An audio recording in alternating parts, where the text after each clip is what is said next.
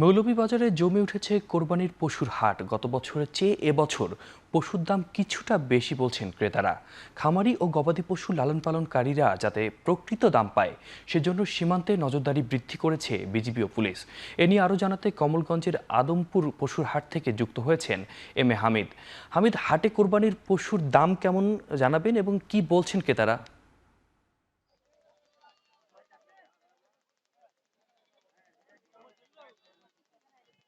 মৌলভীবাজার জেলায় এবছর কুরবানি পশুর প্রয়োজন রয়েছে ৭১,৭৭২টি, কিন্তু জেলায় মজুদ আছে ৭৪,৫৮৪টি গবাদি পশু, যেখান থেকে উদ্ধৃত থাকবে ২,৮১২টি পশু। এ বিষয়ে আমি কথা বলেছিলাম জেলা প্রাণী সম্পদ কর্মকর্তা ডাক্তার আশরাফুল আলম খানের সাথে। তিনি আমাকে জানিয়েছেন যে এই সমস্ত পশুগুলো জেলার ৫,২২৫টি খামার রয়েছে এবং প্রান্তিক পর্যায়ের যে কৃষকরা রয়েছেন সেই কৃষকদের কাছ থেকে মূলত এই পশুগুলো আসবে এবং এগুলা হয়তো আগে এই কুরবানি ঈদে যেগুলো জবাই করা হবে এবং পশু কুরবানি করবেন।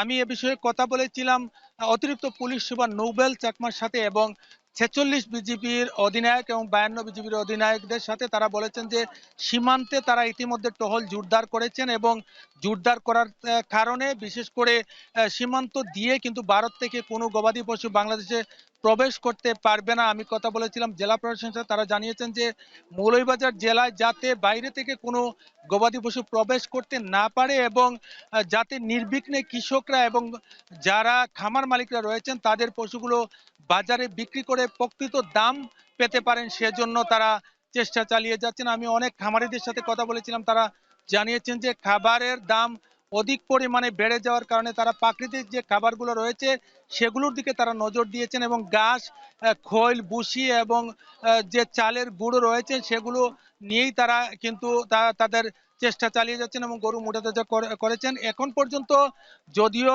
জেলার ২২টি স্থায়ী যে হাট রয়েছে সেগুলোতে বেচাকিনি শুরু হয়েছে। আমি কথা বলেছিলাম অনেক ইজারাদের সাথে, তারা জানিয়েছেন যে এখন পর্যন্ত পুরো দমে হাট বসেনি, তারা এখন পর্যন্ত লসের মধ্যে আছেন এবং তারা আশা করছেন যে যত সময় গনিয়ে আসবে এবং বাজার পরিপূর্ণ হবে এতে করে তারা লাভের মুখ দেখতে পারবেন। এবং সাধারণ যে ক্রেতারা রয়েছেন তারাও বলেছেন যে এবছর পশুর দাম একটু বেশি মনে হচ্ছে, কিন্তু যারা বিক্রেতা রয়েছেন তারা বলছেন পশুর দাম কম রয়েছে। এই ছিল আমার কাছে মৌলভীবাজার থেকে পশুর হাট নিয়ে সবশেষ লগ্ন।